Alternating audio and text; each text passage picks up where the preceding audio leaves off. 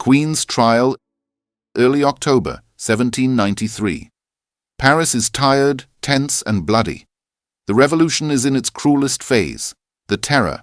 The king was executed on January 21st, 1793. Now it is his wife's turn to be tried. She is no longer queen, but the widow Capet. She is no longer the mother of 4 children, daughter of the Empress of Austria, but an accused person presented as a criminal. On October 13th, she is brought before the Revolutionary Tribunal.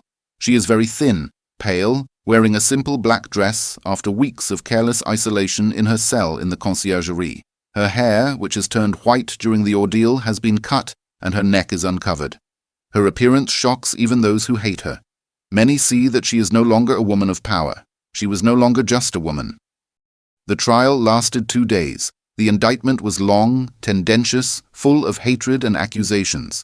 She was accused of having depleted the kingdom's treasury, of having conspired with enemy powers, of having maintained a treasonous correspondence, and even of having sexually abused her own son.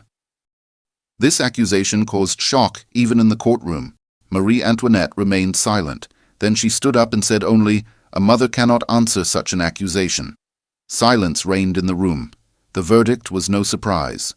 Guilty, penalty, death by guillotine.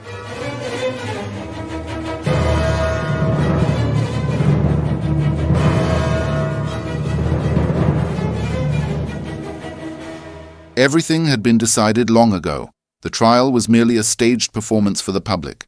But her demeanor, dignified, calm, proud, seduced even some of her adversaries. She no longer sought to convince anyone of her innocence. She accepted her fate. She spent the night before her execution in a cell in the conciergerie, a cold and dark room. No letters, no visitors, only a quill and paper, and she wrote one last letter to her sister-in-law, Elizabeth. "I remain serene. I accept death without fear. I beg you to take care of my children. I forgive everyone." It's a letter from a mother, not from a queen, not from the accused.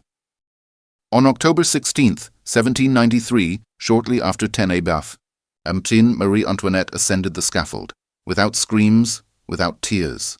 Dressed in a white chemise, her hands tied behind her back. When she stumbled on a step, she apologized to the executioner. "Excuse me, sir, I didn't mean to." The blade fell. Silence in the crowd. Some realize that a worthy woman has just died. Others applaud. Marie Antoinette's death was not just the end of a life. It symbolized the end of the world as she knew it, and perhaps also the beginning of a legend that survived the revolution.